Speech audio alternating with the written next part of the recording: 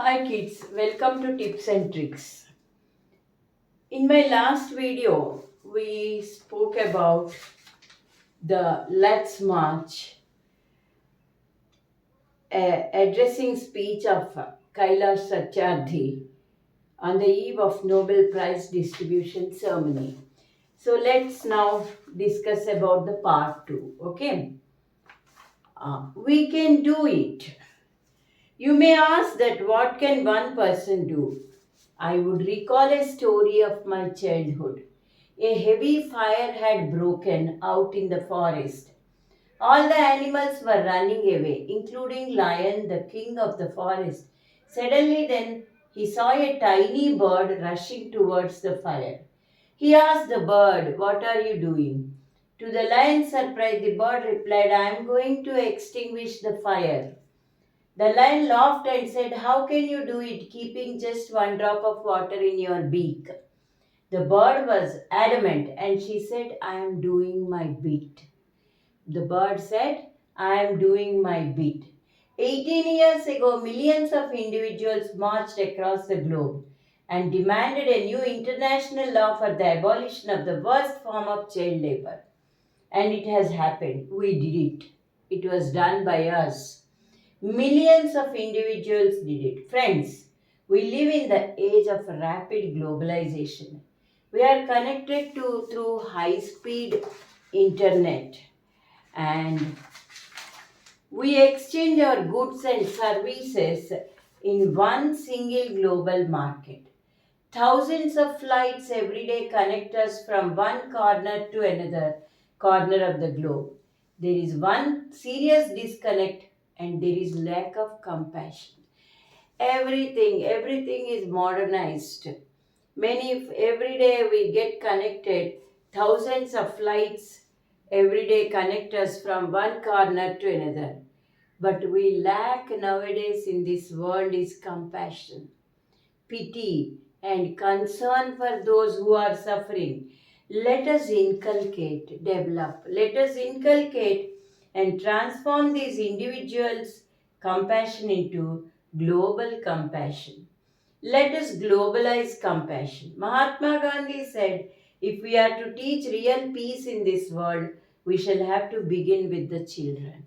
Real peace in the world we must begin with the children. I humbly said, let us unite the world through the compassion for our children. I ask, whose children are they who stitch footballs yet never played with one? They stitch footballs, but they never played with one. Whose children are they who harvest cocoa yet have never tasted a chocolate? Whose children are they who are dying of Ebola? Whose children are they who are kidnapped and held hostage? They are all our children. They are all our children. I remember an 8-year girl who rescued from a intergenerational forced labor from stone quarries. When she was sitting in my car right after her rescue, she said, "Why did you not come earlier?" She asked him, "Why did you not come earlier? Why are you so late?" Her angry question still shakes me and has the power to shake the whole world. Her question is for all of us. Why we are not acting upon child labor? What are we doing? What are we waiting for?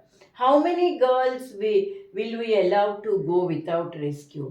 Children are questioning our inaction and watching our action. Children always they question our inactions and they watch our actions. We need collective actions with a sense of urgency. Every single minute matters. Every single child matters. Every single childhood matters. Every minute matters. We have to rescue our kids. Therefore, I challenge the passivity and pessimism surrounding our children. I challenge the culture silence and this culture of passivity, this culture of neutrality, not supporting, neutral. See, you either support or don't support, but by being neutral is very bad. And I call upon the governments intergovernmental agencies, businesses, faith leaders, workers, teachers, and NGOs. Each one of us to put an end to all forms of violence against children. Slavery, trafficking, child marriage, child labor, sexual abuse, and illiteracy. These things have no place in any civilized society. We call ourselves as civilized, but these things are happening in a civilized society. Friends, we can do this. Government must take child friendly policies and invest in education and young people. Businesses must be more responsible, accountable, and open to innovative partnership. And intergovernmental agencies must work together to accelerate, to speed up the action. Global civil society must rise above the business as usual and fragmented agendas. And fragmented means disunified. A plan of thing to be done. Agenda means a plan of thing to be done. Faith leaders and institutions and all of us must stand with our children.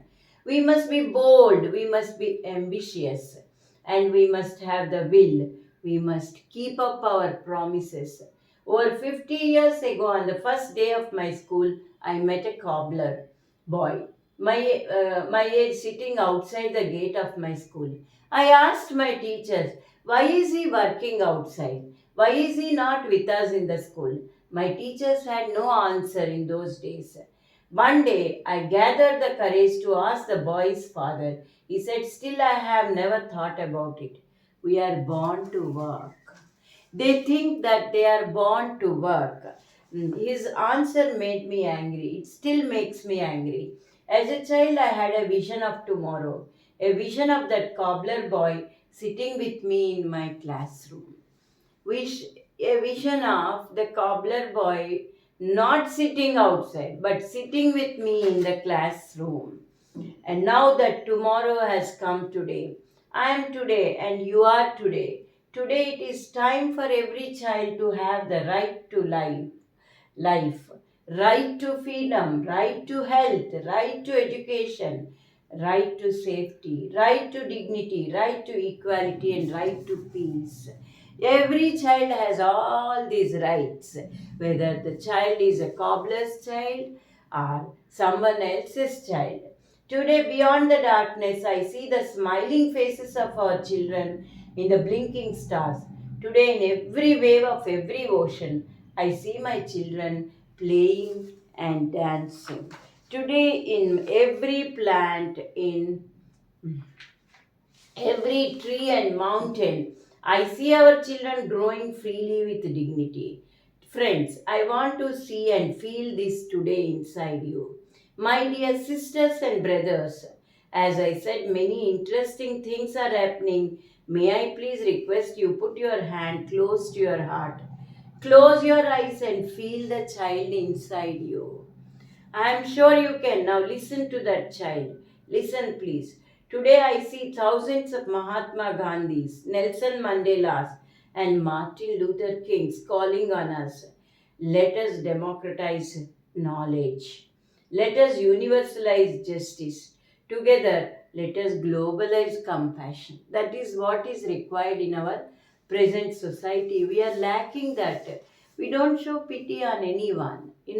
We have no time to show pity also. I call upon you in this room and all across the world. I call for a march from exploitation to education. I call for a march from poverty to shared prosperity.